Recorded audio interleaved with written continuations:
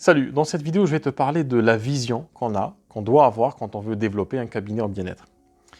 Alors, c'est une discussion que j'ai eue aujourd'hui avec un praticien, une discussion très intéressante qui ne tournait pas forcément autour de la vision. Alors, c'est un chemin parmi lesquels je prends euh, pour arriver finalement avec le praticien à affiner un petit peu son offre. Alors, donc la question était de partir sur l'offre, l'idée de l'offre. Quelle est l'offre la plus intéressante à proposer à ses clients, à ses futurs consultants? Et puis, autour de cette offre, il y a toujours cette idée qui plane, qui est celle de la vision. Pourquoi on a fait pourquoi on choisit finalement ce chemin de vie? Pourquoi on choisit d'accompagner les personnes? Pour quelles raisons réellement on choisit ça? Je te dis tout ça après le jingle, avant de commencer. Si tu es sur YouTube, bien entendu, je t'invite à cliquer sur le petit pouce bleu, liker la page, et puis à t'abonner à cette page-là pour recevoir toutes les nouvelles vidéos qui vont t'aider à développer ton activité. Je te dis à tout de suite.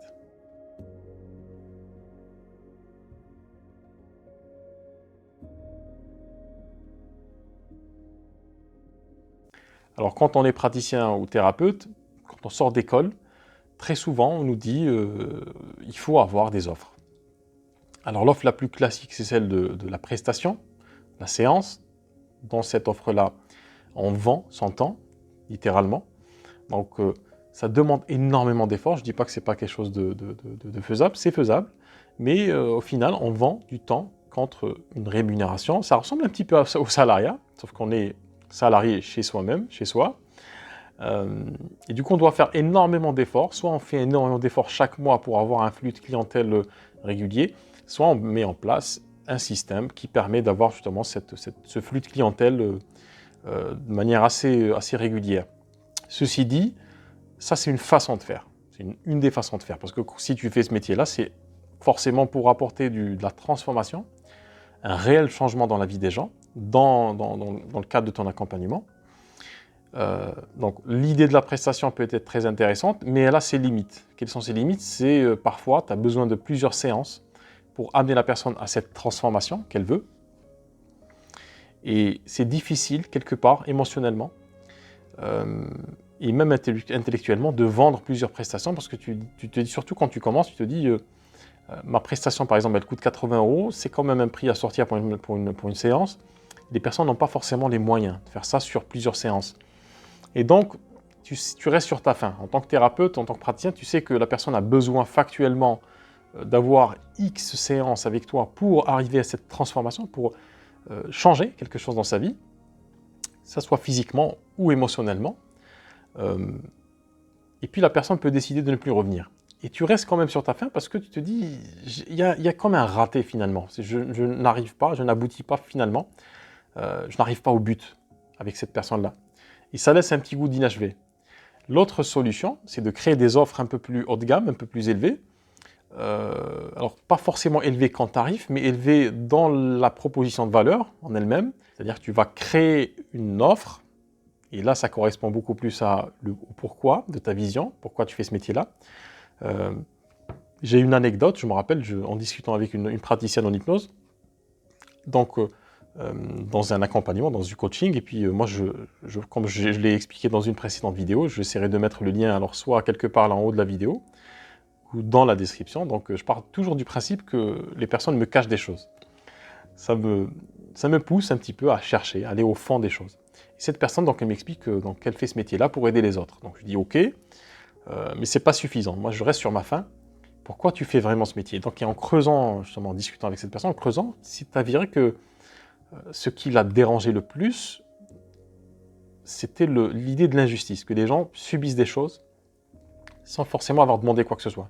Et c'est cette expérience-là qui s'est passée réellement, concrètement dans sa vie, à l'enfance. Et puis, ça a articulé, si tu veux, son choix, de faire ce métier-là pour aider les personnes à ne plus subir cette chose-là. Et ça, c'est un pourquoi qui est assez fort, finalement. Et le fait d'assumer ce pourquoi-là te permettra donc à cette praticienne avec laquelle je travaille souvent dans la création de son offre, mais permet aussi aux autres personnes, premièrement, de saisir la vision qu'on a de notre travail et de ce qu'on propose aux autres. les personnes qui sont en demande de solutions, sont en demande de solutions ponctuelles, mais aussi veulent étendre justement cette solution à toutes les parties de leur vie. C'est-à-dire que si je viens pour un problème d'estime de soi, si je me dévalue moi-même, en réglant ce problème-là, je vais l'étendre en fait dans tous les recoins de ma vie. Je vais bonifier tous les aspects de ma vie, parce que tous les aspects de ma vie sont finalement dans cette logique d'écologie personnelle, d'écosystème personnel, sont autour, en fait, s'articulent autour de ce problème-là, de cette douleur-là ou de cette souffrance-là. Et quand cette souffrance est supprimée et transcendée, on arrive finalement à vivre différemment, complètement différemment. Et pour projeter les gens dans cette transformation-là, c'est bateau de dire, mais il faut le dire en fait. Il faut assumer cette mission-là, se dire, voilà, j'aide les personnes avec mes compétences, avec mon offre, avec mes tripes, j'aide les personnes à arriver à cette transformation. Et si tu te présentes comme un praticien ou une praticienne qui propose de la séance à l'heure, cette vision-là est un peu diluée, parce que c'est du one-shot. La personne vient une fois, à la rigueur 2 fois, et peu de personnes vont venir 3, 4 ou 5 fois. Par contre, si tu présentes une offre, et c'est là l'intérêt de la vision, c'est que cette offre-là, la vision ou le pourquoi tu fais ce métier, cette offre-là, en fait, va finalement être un véhicule, va être un chemin pour concrétiser cette vision. Donc finalement, tu vas n'attirer que des personnes qui ont la même vision que toi, la même vision, non pas pédagogique, de l'outil thérapeutique, pardon, mais plutôt du résultat. Donc si tu fais une offre, par exemple, sur plusieurs séances et que tu sais pertinemment que si tu vends une séance ou 2 dans telle ou telle problématique, tu sais pertinemment que tu n'amèneras pas cette transformation. Et qu'il te faut plusieurs séances pour y arriver, parce qu'il faut un protocole, il faut du temps, etc. Donc tu as besoin de tout ça. Et ça, tu ne peux pas le faire en 1 ou 2 séances. Donc ce que tu fais, c'est que tu crées une offre, une réelle offre, qui se distingue de toutes les autres offres qui existent, parce que aussi, entre parenthèses, quand tu es sur un système de vente de prestations, donc unité à l'unité, à la séance, tu te mets dans un rapport de comparaison, les gens vont comparer, vont se dire, ok, c'est une praticienne ou un praticien qui fait ça, il a un tarif horaire de ça, et puis je vais comparer avec un autre qui a à peu près les mêmes qualifications.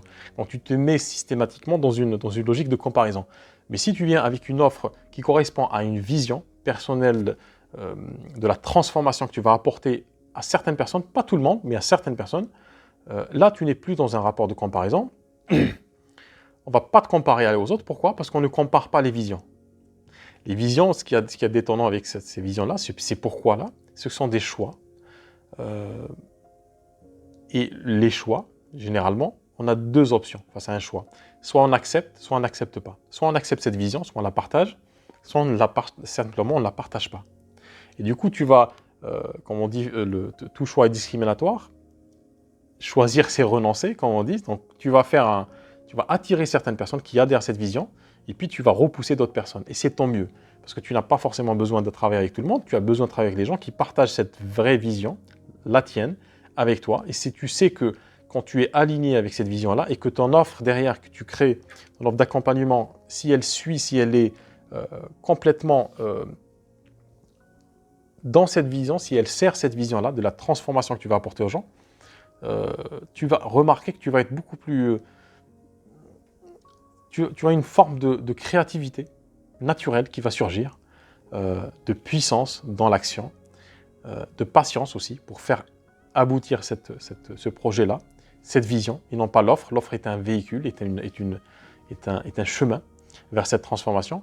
Donc tu vas voir que tu vas avoir beaucoup plus de lagnac, beaucoup plus que si tu travailles uniquement sur de la prestation et que quelque part tu vas multiplier, si tu veux, la communication, tes moyens et tes modes et tes prétextes de communication pour finalement avoir un discours qui va être un peu dilué, si tu veux, et tu n'attireras pas forcément les bonnes personnes. Tu vas être quelqu'un d'intéressant, mais pas quelqu'un de pertinent pour les pour les gens qui ont ces problématiques-là.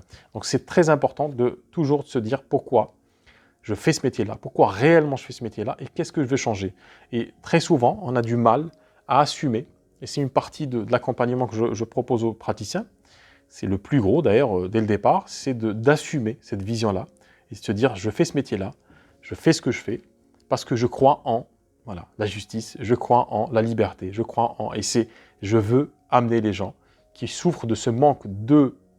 Et puis là, tu mettrais cette valeur qui est importante pour toi, qui manque de ça pour, par exemple, reprendre le contrôle sur leur vie, pour ne plus subir certaines choses, plus subir certaines situations, ça peut être dans le couple, ça peut être plus subir aussi émotionnellement certaines choses, peut-être qu'elles sont débordées par certaines émotions, la peur, la phobie, l'angoisse. Et en faisant ce métier-là, ben, finalement, je m'évertue à rendre ce monde un peu plus meilleur qu'il ne l'était avant. Et les gens que j'accompagne avec mes offres, quand elles auront atteint ce degré de maturation intérieure, quand elles vont dépasser ces problématiques-là, transcender ces problématiques, et quand elles vont étendre cette solution, c'est-à-dire qu'elles ont acquise dans tous les recoins de leur vie, elles vont bonifier leur vie, mais pas que ça, parce qu'en changeant, finalement, on change aussi l'équilibre dans lequel on était. Peut-être qu'on était dans une façon d'être un peu déséquilibré avec son entourage, et que quand on fait ça, finalement, on arrive à rééquilibrer certaines choses, parce que, principe de causalité, on s'inscrit humainement dans un contexte, la famille, les collègues, le travail, les enfants, le couple, et forcément, quand on est déséquilibré soi-même, on est dans une logique de déséquilibre un peu de partout. Et quand on rééquilibre justement sa vie, quand on reprend le contrôle sur soi-même, sur certains aspects de sa vie, finalement, ça va se ressentir sur tout le reste. Et ça fait partie de cette vision de transformation qui va au-delà finalement, au-delà de la personne qu'on accompagne. Et c'est ça qui est important à comprendre et à acter aussi dans l'élaboration de son offre, mais pas que, c'est-à-dire ça va au-delà de l'offre, c'est-à-dire c'est ta posture de thérapeute, comment tu perçois ton travail, pourquoi tu fais ce travail-là, concrètement, réellement. Et si vraiment tu es aligné, tu es raccord avec cette vision-là, tu vas voir que ton discours va être beaucoup plus sincère, moins rêche, moins dur. Tu vas moins avoir peur en fait de parler aux gens parce que c'est quelque chose qui te porte. Et c'est cette vision qu'il faut avoir dans son activité pour développer notamment des offres, mais pas que. Donc dis-moi d'ailleurs en commentaire si c'est quelque chose si tu as pensé à ça, tu as acté intellectuellement ces choses-là, émotionnellement, est-ce que tu t'es dit, peut-être que tu l'as écrit sur une feuille, ma vision, pourquoi je fais ce métier, c'est pour amener les gens, certaines personnes qui vivent ça, à ne plus vivre ça ou à vivre ça. Est-ce que c'est une réflexion que tu as déjà eue? D'ailleurs, si tu as envie d'en parler, je te mettrai le lien. Si tu as besoin d'être accompagné justement pour affiner, clarifier cette vision-là, et aussi, pourquoi pas, créer des offres qui correspondent et à ta vision de faire, ta vision de voir le monde, et puis aux personnes que tu vas accompagner. Donc, je te laisse le lien. En dessous, tu pourras prendre contact avec moi. C'est sans engagement. On pourrait en discuter, et puis tu vas voir que tu vas être étonné finalement de découvrir ou de redécouvrir ce que tu portes en toi, et que peut-être, en rentrant dans la formation, dans l'idée de la certification, dans l'établissement d'un cabinet, etc., tu perds un petit peu de cette intensité. Et tu vas voir qu'elle est là, et qu'il faut juste débroussailler un petit peu pour faire ressortir cette énergie qui te pousse à faire ton métier. Donc dis-moi ce que tu en penses en commentaire, et puis si tu es sur YouTube, n'oublie pas de t'abonner à la chaîne, d'activer la petite cloche pour recevoir toutes les nouvelles vidéos, en fait les notifications de vidéos qui vont t'aider à développer ton activité et à affiner cette vision-là. Et je te dis à tout de suite dans les commentaires.